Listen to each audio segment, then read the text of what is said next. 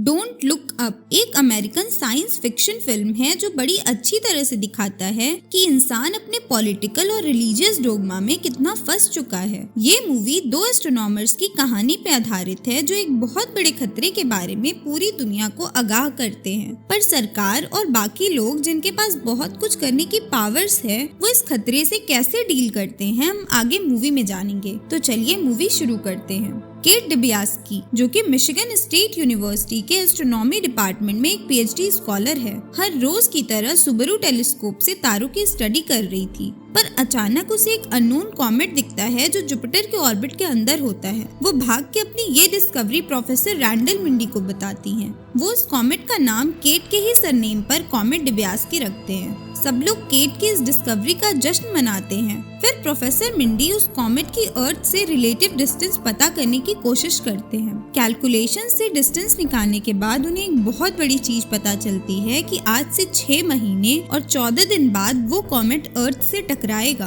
और वो कॉमेट इतना बड़ा है कि पूरी धरती से सारी सिविलाइजेशंस मिट जाएंगी। डर के वो दोनों कैनेडी स्पेस सेंटर में डॉक्टर कॉल्डर को कॉल करते हैं और उन्हें इस खतरे के बारे में बताते हैं, और फिर वो डॉक्टर टेडी ओगलथॉर्प को कॉल करती हैं जो प्लानिटरी डिफेंस कोऑर्डिनेशन ऑफिस के हेड होते हैं। वो ये सब सुनने के बाद इनसे ट्रैजेक्टरी के एस्टिमेशन के रीसेंट अपडेट्स मांगते हैं। नासा भी इंटरनली कंफर्म कर देता है कि ये कॉमेट अर्थ को सीधा 6 महीने और 14 दिन में हिट करेगा और उसकी साइज लगभग 5 से 10 किलोमीटर है। फिर डॉक्टर ओगलथॉर्प इन दोनों को वाशिंगटन डीसी बुलाते हैं ताकि वो लोग ये बात व्हाइट हाउस में प्रेसिडेंट को बता सके। वहाँ पर इस जानकारी का स्टेटस लेने पेंटागन से जनरल थिंग्स भी आए होते हैं। वहाँ पे बहुत देर इंतजार करने के बाद जब प्रेसिडेंट जेनी ऑर्लिन और बाकी लोग आते हैं तो ये लोग उनसे बात करने की कोशिश करते हैं, पर वो बिना देखे ही चली जाती है। अंदर बर्थडे पार्टी होती है, अलग अलग नाटक होते हैं। फिर 7 घंटे बाद उनका बेटा जेसन आके बोलता है कि आज मीटिंग नहीं हो पाएगी, प्रेसिडेंट काफी बिजी है। फिर ये लोग एक होटल में रुकते हैं।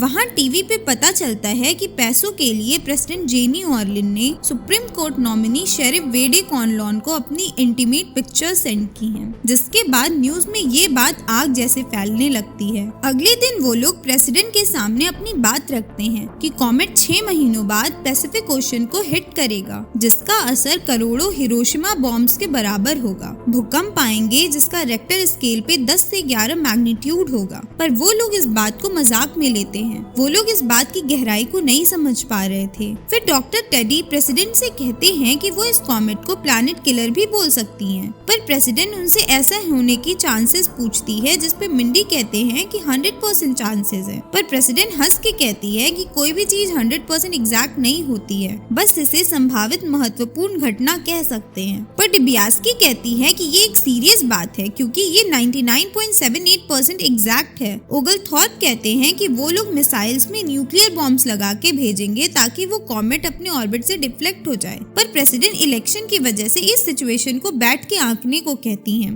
फिर ये लोग वहाँ से निकलने के बाद फैसला करते हैं कि वो लोग ये बात मीडिया में रिलीज कर देंगे क्योंकि प्रेसिडेंट ने उन्हें सीरियसली नहीं लिया था। फिर डिबियास्की बोलती है कि उसका बॉयफ्रेंड फिलिप न्यूयॉर्क हेराल्ड में किसी एक न्यूज रिपोर्टर को जानता है, शायद वो उनसे उनकी बात करा सकता है। फिर अगले दिन वो लोग द डेली रिप शो में जाते हैं जिसके होस्ट ब्री और जैक होते हैं। ये लोग उनसे बात करते हैं। डिबियास्की वो सारी बातें जैक और ब्री को बताती हैं, पर वो लोग इसे एक एक्साइटिंग टॉपिक समझ के इस पे हंसने लगते हैं। ये सब देख के डिबियास्की बहुत ज्यादा फ्रस्ट्रेट हो जाती है और कहती है कि प्लैनेट की तबाही की खबर कभी फनी हो ही नहीं सकती। लोगों को ये जानने का पूरा हक है कि इस प्लैनेट के साथ क्या होने वाला है, और फिर वो रोते रोते वहाँ से चली जाती है। इसके बाद सोशल मीडिया में केट के खिलाफ बकवास मीम्स वायरल हो जाते हैं और मिंडी के लुक को लोग बहुत ज्यादा अप्रिशिएट करते हैं। इन लोगों को ये बात समझ में आ जाती है कि लोग इस बात को लेके बिल्कुल भी सीरियस नहीं है। इधर डॉक्टर कॉल्डर भी मीडिया को बता देती है कि ये बस बिना सिर पैर की बातें हैं, ऐसा कोई कमेंट है ही नहीं। इधर डिबियास्की का बॉयफ्रेंड भी उसके इस बिहेवियर को देख के उससे ब्रेकअप कर लेता है। प्रेसिडेंट ओर्लिन के प्राइवेट फोटोज की वजह से पब्लिक उन पर बहुत ज्यादा भड़की हुई होती है और इलेक्शन में उनके हारने के चांसेस बढ़ने लगते हैं। ओर्लिन, केट, प्रोफेसर मिंडी और ओगलथॉर्प को मीडिया में ऐसी सीक्रेट न्यूज लीक करने के लिए CIA से अरेस्ट करवा के व्हाइट हाउस बुलाती है। वो इन लोगों से कहती है कि देश के लीडर का काम होता है कि वो अपने घर और अपनी पब्लिक को प्रोटेक्ट करे, इसीलिए वो लोग उस कॉमेट से लड़ने के लिए एक स्ट्रिक्ट एक्शन जरूर उठाएंगे।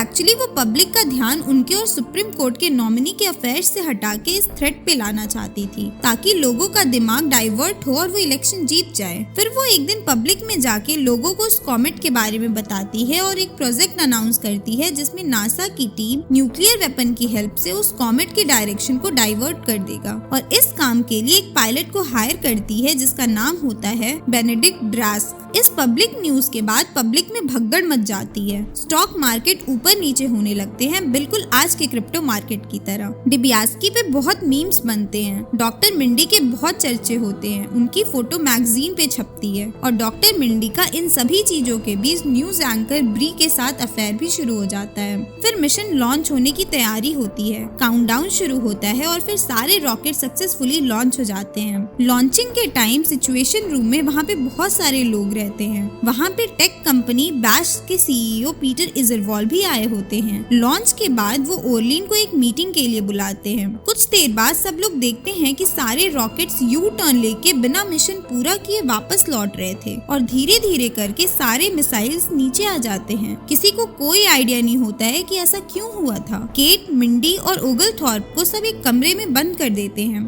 फिर ओरलीन एक मीटिंग बुलाती है और उसमें मिंडी को नेशनल साइंस एडवाइजर बनाती है और सबको बताती है कि जैसे सबको लगा था कि एक कॉमेट के आने से सब खत्म हो जाएगा, सब तबाह हो जाएगा, पर ऐसा नहीं है। एक कमाल की अपॉर्चुनिटी है। एक्चुअली जो कॉमेट आ रहा है उस पे स्पेक्ट्रोमीटर रीडिंग्स की गई और इन्हें कुछ ऐसा पता चला जो सबके होश उड़ा देगा। फिर पीटर आगे बताते हैं कि वैल्यूएबल मिनरल्स हमारी धरती से धीरे धीरे खत्म हो रहे हैं, और जो कॉमेट धरती की तरफ आ रहा है उसमें $32 ट्रिलियन के मिनरल्स हैं और $140 ट्रिलियन के अदर मेटल्स। ये सुन के तो मिंडी के होश ही उड़ जाते हैं। वो बोलते हैं कि जब कोई इंसान बचेगा ही नहीं तो वो ये मिनरल्स लेके क्या करेंगे, ये बेवकूफी है। पर पीटर उन्हें समझाने की कोशिश करते हैं कि एक 9 किलोमीटर बड़ा कॉमेट पूरी धरती को तबाह कर सकता है, पर अगर वो उस कॉमेट को 30 छोटे छोटे मेटेरॉइड्स में तोड़ दे तो धरती उसको हैंडल कर सकती है। वो कहते हैं कि उनके ड्रोन्स कॉमेट से अटैच होके उसमें विस्फोट करके उसे 30 छोटे छोटे टुकड़ों में तोड़ देंगे और उन सेगमेंट्स को अलग अलग चला के उन्हें पैसिफिक ओशियन की तरफ डिसेलरेट करेंगे, जहां उन्हें US नेवी शिप्स अपने कब्जे में ले लेगी। और इसके बाद जब उन्हें अंतरिक्ष का खजाना मिल जाएगा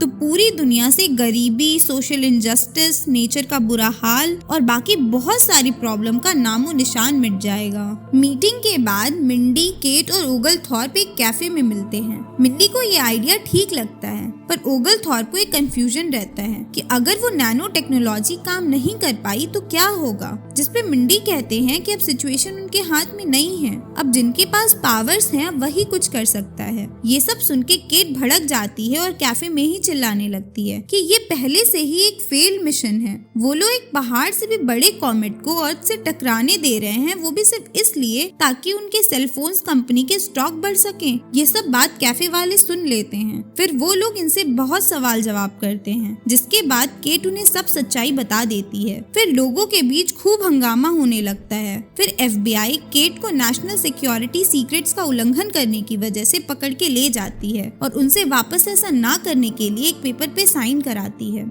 सारी दुनिया में लोगों के ओपिनियंस बढ़ जाते हैं। कुछ लोग चाहते हैं कि कॉमेट आए और उन्हें नए जॉब्स मिले। 37% चाहते हैं कि कॉमेट हिट ही ना करे और 23% तो ऐसे हैं जिन्हें लगता है कि कॉमेट है ही नहीं। इधर पीटर, ओरलीन और प्रोफेसर मिंडी ड्रोन्स को देखने जाते हैं। मिंडी पीटर से पूछते हैं कि क्या उन्हें पूरा भरोसा है कि उनका ये मिशन सफल होगा, जिसके बाद पीटर भड़क जाते हैं और कहते हैं कि उनके कंपनी के पास ऐसी ऐसी टेक्नोलॉजी है जिससे वो इंसान के जन्म से लेके उसके डेथ तक की स्टोरी लाइन प्लॉट कर सकते हैं। इवन उनकी टेक्नोलॉजी ये तक एक्यूरेटली बता सकती है कि किसी की मौत कैसे होगी। पीटर बताते हैं कि मिंडी की मौत एकदम आम होगी, जिसे कोई याद नहीं करेगा, और पास खड़े ओरलीन को देख के बोलते हैं कि ओरलीन की मौत एक अजीब से जानवर की वजह से होगी जिसका नाम होता है ब्रॉन्टेरॉक।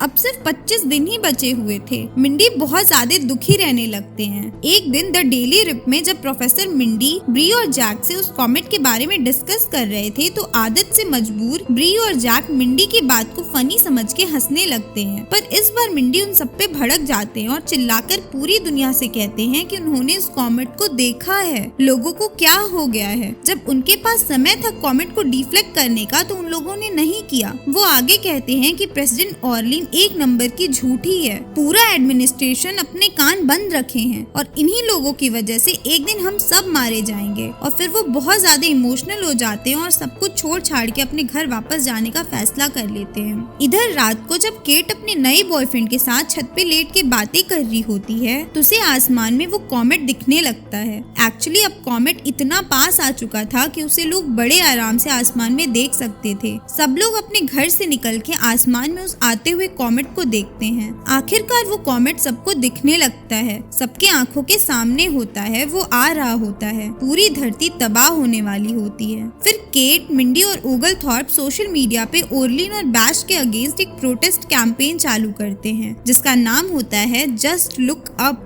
क्योंकि अब तो वो कॉमेट सबको विजिबल है। इधर ओर्लिन अपने रैली में सबको बोलती है कि मिंडी और उनके साथी बस लोगों को डराना चाहते हैं, वो लोग आप सबको नीचा समझते हैं, इसीलिए ऊपर देखो का नारा लगा रहे हैं, पर वो लोग ऐसा नहीं करेंगे और ओर्लिन डोंट लुक अप का कैंपेन चालू कर देती है। मिंडी और केट पूरी दुनिया के सामने अपील करते हैं कि अगर अमेरिकन गवर्नमेंट कुछ नहीं कर रही तो प्लीज बाकी कंट्रीज डिफ्लेक्शन मिशन लॉन्च करे और दुनिया को बचाए। कुछ दिन बाद जो लोग ओर्लिन के सपोर्ट में थे उन्हें भी वो कॉमेट दिखने लगता है। उन्हें समझ आ जाता है कि ओर्लिन सच में झूठ बोल रही है। फिर लोगों में दहशत फैल जाती है। इधर इंडिया, चाइना और रशिया अमेरिका के कॉमेट माइनिंग डील को कट आउट कर देते हैं और एक जॉइंट एफर्ट लगाते हैं कॉमेट को डिफ्लेक्ट करने के लिए। पर लॉन्चिंग के टाइम अमेरिका उनके मिसाइल्स को तबाह कर देता है। अब सबकी निगाह बस बैश के प्रोजेक्ट पे होती है। बैश कंपनी 30 ड्रोन्स लॉन्च करने जा रही थी। काउंटडाउन शुरू होता है और एक एक करके ड्रोन्स लॉन्च होने लगते हैं। लॉन्च के टाइम ही उनके 2 ड्रोन्स क्रैश हो जाते हैं। फिर सारे ड्रोन्स ऑप्टिमम एस्केप वेलोसिटी को छू लेते हैं और कॉमेट की तरफ बढ़ने लगते हैं। और जैसे ही वो कॉमेट पे लैंड करने जाते हैं उनके 2-4 ड्रोन्स और एक्सप्लोड हो जाते हैं। अब सिर्फ 24 ड्रोन्स ही बचे होते हैं और धीरे धीरे करके उनके सारे ड्रोन्स तबाह हो जाते हैं और कॉमेट अर्थ की तरफ बढ़ने लगता है। डिब्यास्की, उसका बॉयफ्रेंड और ओगलथॉर्प सब लोग मिंडी के घर डिनर करने जाते हैं। सब लोग टीवी, न्यूज सब कुछ बंद करके अपने फैमिली टाइम स्पेंड करते हैं। इधर ऑफिस में सब लोग अपना काम छोड़ के अपने अपने घर भागने लगते हैं। आखिरकार सबको पता चल ही जाता है कि अब धरती खत्म होने जा रही है। इधर ओर्लिन मिंडी को कॉल करती है कि वो पीटर के साथ एक स्पेसशिप में पास के एक प्लैनेट पर जा रही है। उस स्पेसशिप में क्रायो स्लीप चैम्बर्स हैं और उसकी कैपेसिटी 2000 लोगों की है। तो अगर मिंडी चाहे तो वो अपनी वाइफ के साथ इनके साथ चल सकता है, पर मिंडी इस ऑफर को मना कर देते हैं और ओर्लिन अपने बेटे जैसन को भूलकर अर्थ से चली जाती है। इधर सब लोग प्रेयर करते हैं और अंत में जो होना था वो हो ही जाता है।